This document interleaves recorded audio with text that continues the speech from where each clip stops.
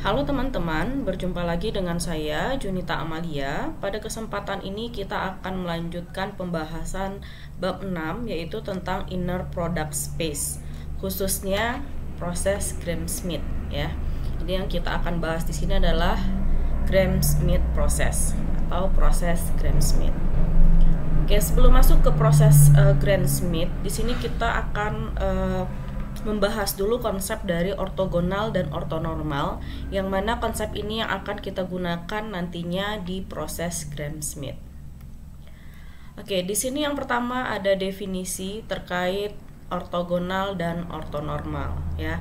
Yang pertama, jika sebuah himpunan dari dua atau lebih vektor ya pada inner product space itu dikatakan ortogonal jika dan hanya jika pasangan dari vektor yang berbeda itu adalah himpunan yang ortogonal. Ya. Kemudian himpunan yang ortogonal tadi, jika setiap vektornya nilai normnya 1, maka dia disebut sebagai ortonormal.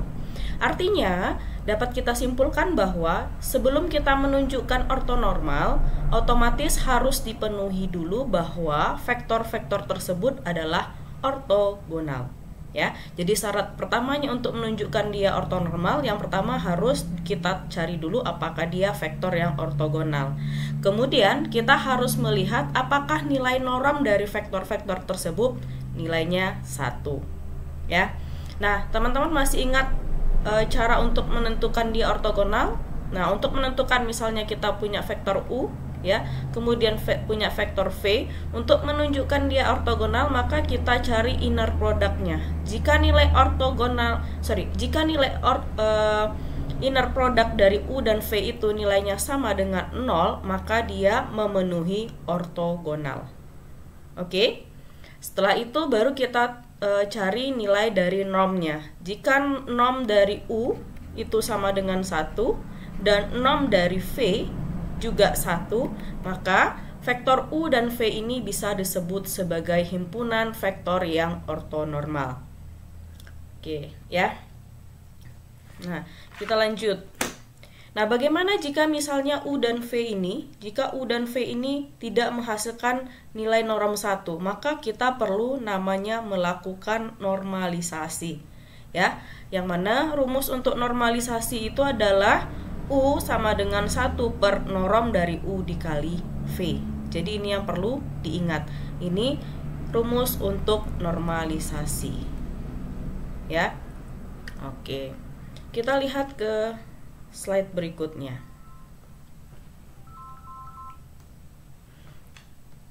Nah, di sini ada sebuah contoh ya. Kita diminta untuk menunjukkan apakah contoh yang pertama ini adalah set yang ortogonal. Jadi kita punya V1, kita punya V2 dan kita punya V3 ya. Diasumsikan V1, V2, V3 itu berada di R3 pada Euclidean inner product.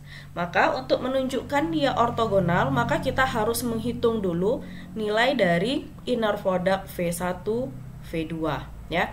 Ingat, untuk mencari inner product berarti yang bersesuaian kita kalikan 0 dikali dengan 1 berarti 0.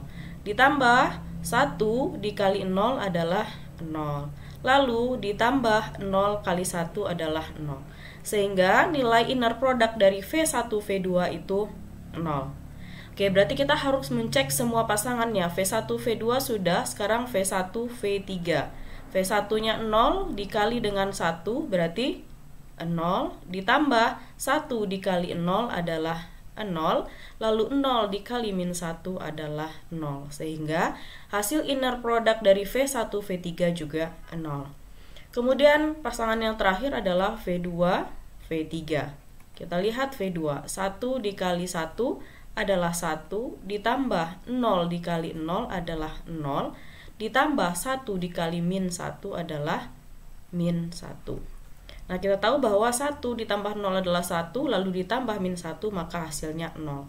Sehingga kita dapat simpulkan inner product dari V1, V2, V1, V3, dan V2, V3 nilainya 0. Sehingga dapat kita simpulkan dia ortogonal. ortogonal ya. Jadi V1, V2, V3 di sini adalah vektor yang ortogonal karena nilai inner produknya 0. Oke, kita lanjut ke example 2. Di sini kita diminta untuk mengkonstruk apakah set yang ada tadi V1, V2, V3 itu ortonormal. Nah, tadi kita sudah menunjukkan bahwa di ortogonal, berarti sekarang kita lihat nilai dari unit value-nya ya. Unit value dari V1 berarti adalah akar dari 0 kuadrat tambah 1 kuadrat tambah 0 kuadrat, sehingga hasilnya adalah akar dari 1. Akar 1 adalah 1. Maka ini memenuhi untuk yang V1. Kita cek untuk V2. V2 berarti akar dari 1 kuadrat tambah 0 kuadrat tambah 1 kuadrat. Maka ini adalah akar 2. Nah, hasilnya tidak 1. Otomatis kita harus melakukan normalisasi ya. Kemudian V3. V3 adalah akar dari 1 kuadrat tambah 0 kuadrat tambah min 1 kuadrat. Hasilnya juga akar 2. Maka kita perlu melakukan normalisasi. Ya. Ingat bahwa tadi rumus untuk melakukan normalisasi adalah V1 dibagi dengan normnya. Oke, coba kita hitung untuk U1. Sebenarnya untuk U1 tidak perlu ya kita hitung normnya karena hasilnya akan sama ya. Tapi boleh kalau ingin dicoba V1. Di sini nilai dari V1 adalah 0, 1, 0. Lalu dibagi dengan normnya V1 tadi adalah 1. Sehingga hasil dari U1 adalah 0, 1, 0 ya. Sama saja dengan nilai di V1. Kemudian untuk U2 berarti adalah V2 berarti 1, 0, 1 dibagi dengan norm dari V2. Norm V2 ini tadi akar 2. Sehingga U2 menjadi 1 per akar 2, lalu 0, lalu 1 per akar 2. Lalu U3. U3 berarti V3, 1, 0, min 1 dibagi dengan norm dari V3 tadi yaitu 2, sehingga di sini akar 2. Maka U3 menjadi 1 per akar 2, 0 dan min 1 per akar 2. Nah, dari sanalah nilai-nilai ini didapatkan. Nah, sekarang untuk menunjukkan di ortonormal kita harus mencari norm dari pasangan-pasangan berikut ya. Berarti kita harus mencari nilai dari norm, misalnya ini ya, inner product U1 U2. Berarti kita buktikan. Berarti U1 U2, U1-nya ini, U2-nya yang ini ya, berarti 0 kali setengah akar 2 adalah 0, lalu ditambah 1 kali 0 adalah 0, lalu ditambah 0 kali setengah adalah 0. Maka hasilnya 0. Lalu norm inner product U2 U3, berarti kita kalikan U2 dengan U3 ya. Berarti 1 akar 2 dikali 1 akar 2 adalah setengah ya, ditambah 0 dikali 0 adalah 0, lalu setengah dikali 1 per akar 2 dikali min akar 2 adalah min setengah. Maka di saat dijumlahkan ini hasilnya 0. Lalu inner product U1 U3 adalah 1 dikali setengah 1 per 2 akar 2 adalah 0. Lalu 1 dikali 0 adalah 0 dan 0 dikali min setengah akar 2 adalah 0. Sehingga di sini dapat kita lihat pasangan-pasangan inner produknya menghasilkan nilai 0. Maka ini akan ortogonal ya. Setelah ortogonal apa yang harus kita tunjukkan? Kita tunjukkan bahwa nilai unit vektornya itu apakah 1. Saya selipkan ke atas ya. Norm dari U1 berarti adalah akar dari 0 kuadrat tambah 1 kuadrat tambah 0 kuadrat, sehingga adalah akar 1. Akar dari 1 adalah 1. Kemudian untuk U2 berarti akar dari setengah per akar 2 dikuadratkan tambah 0 kuadrat tambah 1 per akar 2 dikuadratkan. Berarti di sini adalah akar, ini 1 per akar 2 dikuadratkan adalah setengah, 0 kuadrat adalah 0 dan 1 per akar 2 dikuadrat adalah setengah. Lalu setengah tambah setengah adalah 1, akar dari 1 adalah 1. Maka U2 juga menghasilkan nilai normnya adalah 1. Nah, kita cek untuk U3. U3 juga berarti akar dari 1 per akar 2 kuadrat ditambah dengan 0 kuadrat ditambah 1 per min 1 per akar 2 kuadrat ya. Sehingga di sini dikuadratkan dia akan jadi positif, maka ini setengah tambah 0 tambah setengah, maka hasilnya akar 1. Akar dari 1 adalah 1. Maka dapat kita simpulkan bahwa dia adalah ortonormal karena tadi terpenuhi ortogonal dan nilai dari unit vektornya adalah 1. Ya. Jadi di sini kita dapat lihat bahwa dari V1, V2, V3 ini kita dapat menghitung bentuk normalisasinya. Dari normalisasinya kita hitung lagi nilai dari inner product, dapat kita 0 semua, maka dia ortogonal. Setelah kita tunjukkan ortogonal, kita hitung masing-masing unit vektornya, ternyata memenuhi 1, sehingga dia adalah ortonormal. Oke, semoga bisa dipahami untuk dua contoh ini. Kita lanjut ke slide berikutnya. Di sini ada teorema.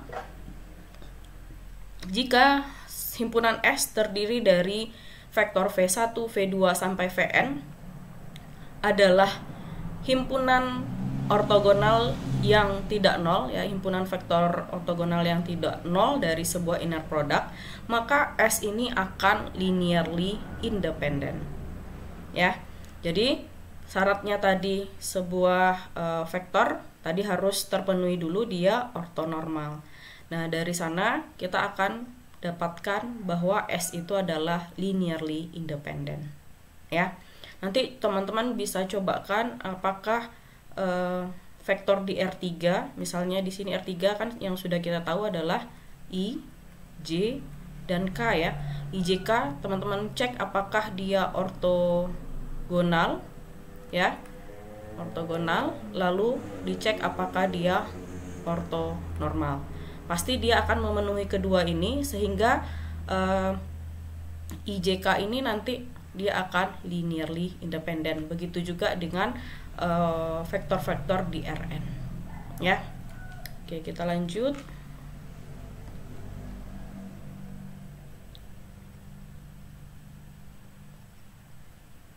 Oke, di sini ada sebuah polinom ya. Ini bentuk umum dari sebuah polinom, ini polinom yang lain. Maka kita tahu di bahasan sebelumnya di inner product, nilai dari inner product P dan Q, yaitu polinom P dan polinom Q itu adalah perkalian dari perkalian dari konstanta yang bersesuaian dan koefisien yang bersesuaian. Begitu juga dengan nilai normnya ya. Norm dari P berarti adalah akar dari 0 kuadrat tambah A1 kuadrat tambah A2 kuadrat dan seterusnya. Sehingga kita dapat membentuk himpunan S itu adalah 1 X kuadrat sampai Xn, yang mana ini pasti akan ortonormal. Karena setelah kita hitung nanti nilai dari PQ-nya itu akan 0 ya untuk semua pasangannya, dan nilai normnya itu akan 1, sehingga dia ortonormal.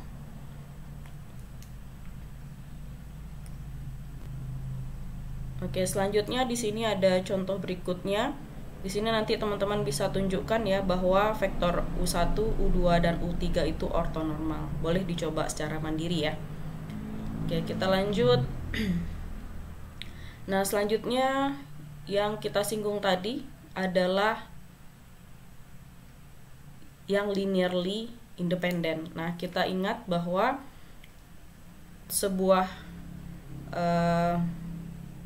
bentuk linear kombinasi yang kita bahas di bab 5 dulu adalah bentuknya U sama dengan C1V1 tambah C2V2 sampai CnVn. Ini bentuk linear kombinasinya, yang mana C itu nanti adalah nilai dari inner product. C1 berarti inner product dari U dan V1, lalu C2 nanti U dengan V2, dan Cn adalah UnVn. Nah, jadi di sini ada teorema, jika S itu adalah himpunan vektor-vektor yang ortogonal ya dari basis, maka dapat kita ketahui nilai dari U itu untuk bentuk persamaannya seperti ini. Ingat, ini untuk yang ortogonal. Kemudian yang B untuk ortonormal. Nah, untuk ortonormal ini bentuk persamaannya seperti persamaan linier kombinasi. Oke, semoga bisa diingat. Kita lihat ke contoh soalnya.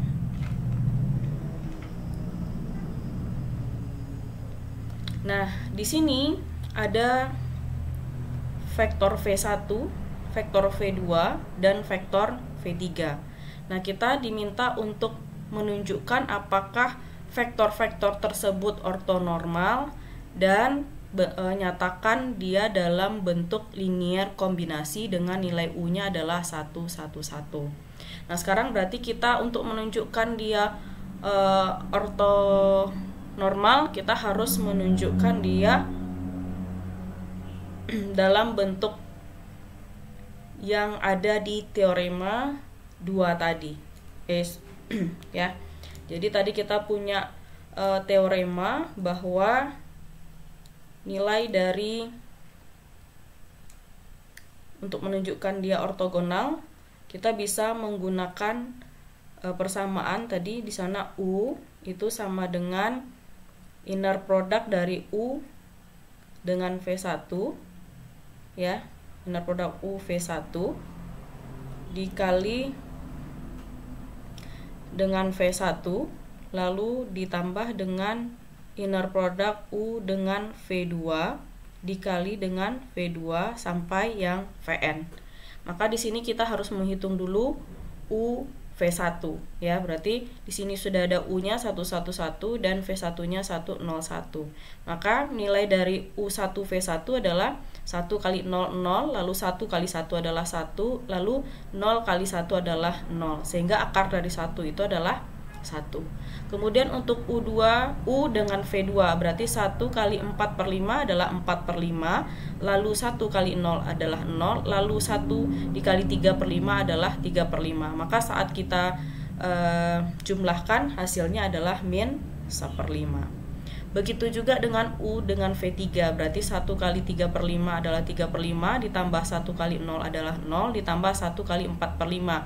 Berarti 3 per 5 tambah 4 per 5 adalah 7 per 5. Sehingga persamaan ini bisa kita buat dengan seperti ini. Berarti U, berarti 1 dikali V1. Inner produknya tadi 1 ya, 1 kali V1, maka V1. Lalu hasil U V2 tadi adalah 1/5, min 1/5 dikali dengan V2.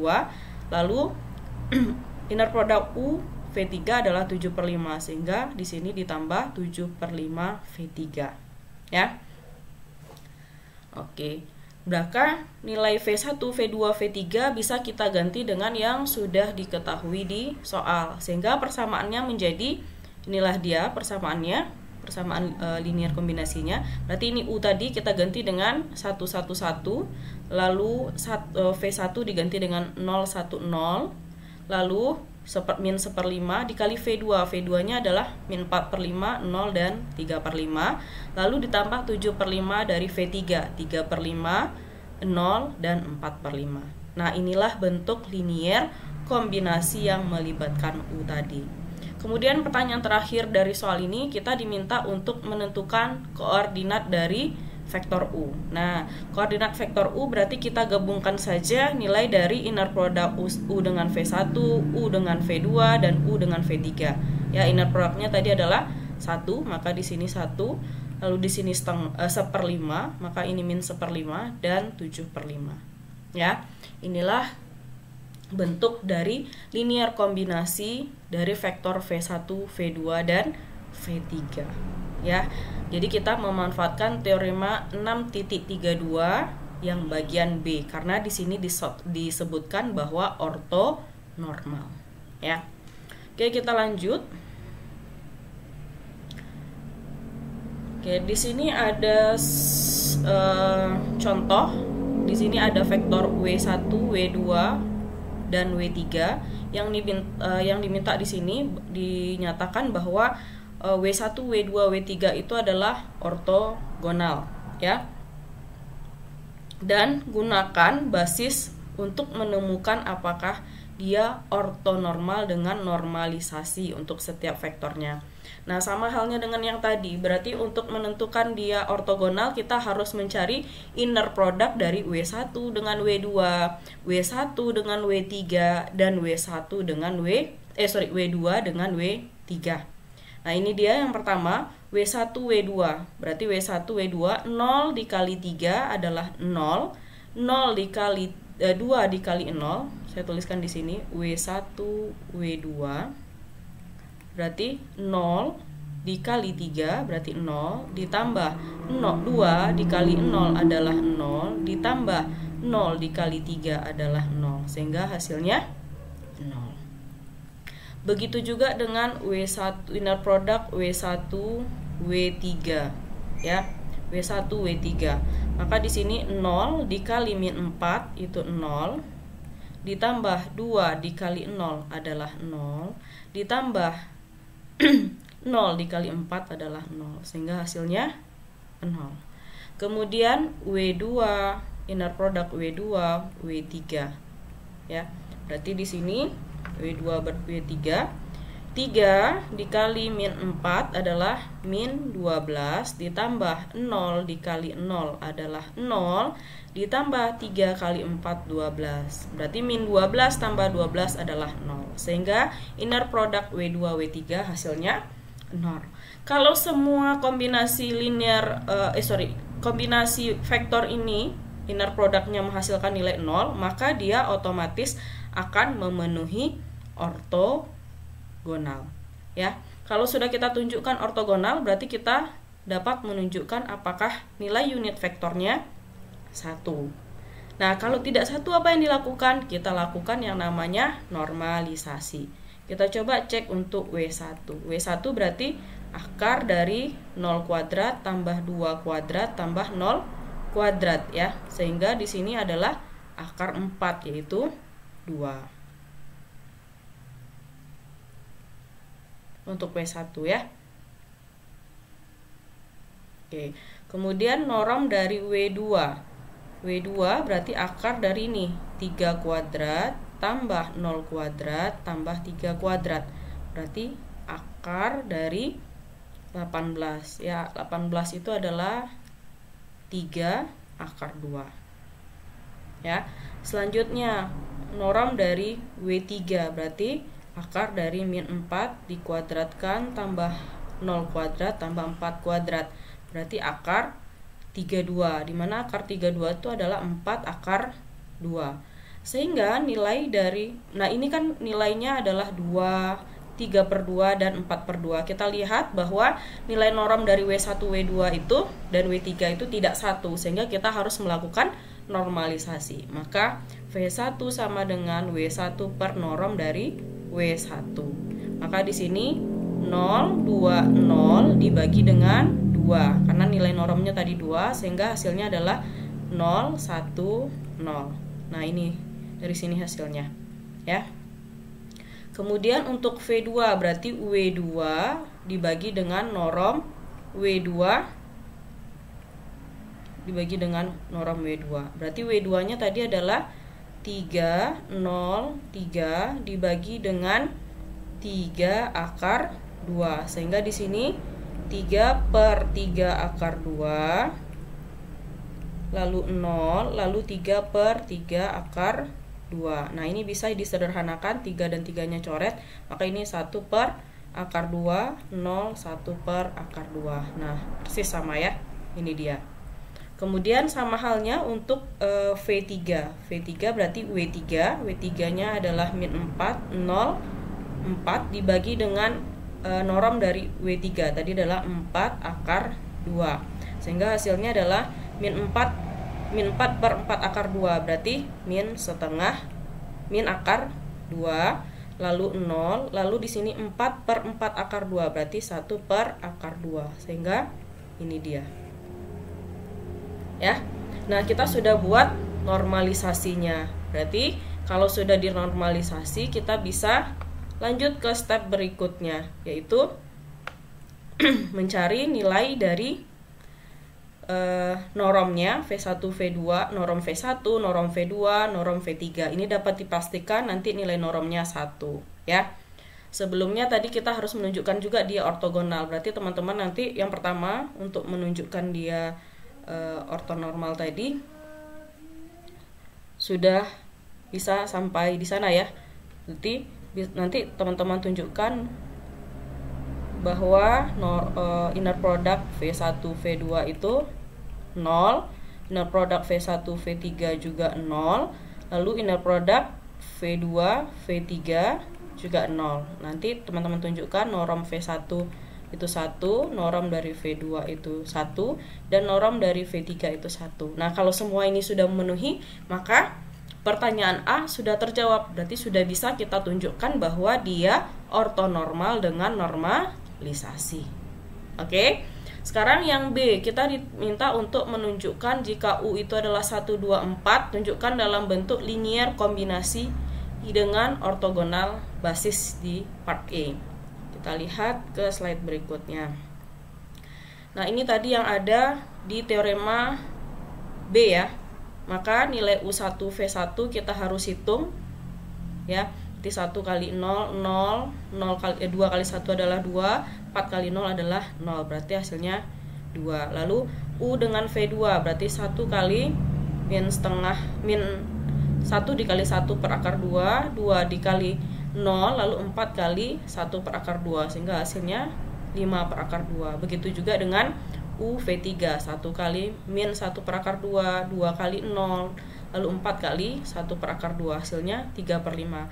Maka bentuk linear combination-nya tadi adalah U, berarti U-nya kita ganti 1, 2, 4, lalu inner product U V1 adalah 2, lalu nilai dari V1 ditambah U V2, ini dia 5 per 2, dan nilai dari V2 ditambah U inner product U V3, ini dia, dikali dengan V3. Maka inilah bentuk linear kombinasinya ya.